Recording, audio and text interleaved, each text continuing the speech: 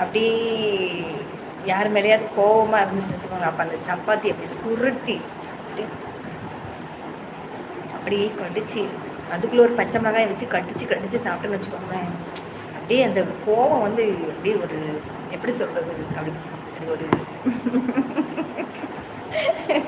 உங்களுக்கு யார் மேலேயாவது கோபம் வந்துச்சுன்னா சப்பாத்திக்குள்ளே பச்சை மிளகாய் வச்சு உருட்டி கடிச்சு சாப்பிடுங்க.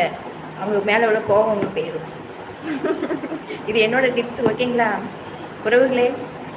யார் மேலேயே நமக்கு கோபமாக இருக்குது அப்படின்னா அவங்கக்கிட்ட நம்ம போய் சண்டை போடவோ வாதாடவே வேண்டாம். சப்பாத்திக்குள்ளே ஒரு பச்சை மிளகாய் வச்சு அப்படி கடிச்சு சாப்பிட்ருங்க, ஓகேங்களா? மழை கண்ணீர் வந்துகிட்டே இருக்கும், பரவாயில்ல, அப்படியே அந்த கடிச்சு சாப்பிட்ருங்க. சுருன்னு ஏறிடும், கோவம் சர்றன்னு இறங்கிடும், ஓகேங்களா? இந்த டிப்ஸை நீங்கள் கரெக்டாக எல்லோரும் ஃபாலோ பண்ணுங்கள்.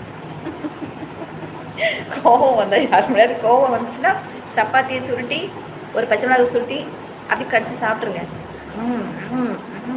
அப்படி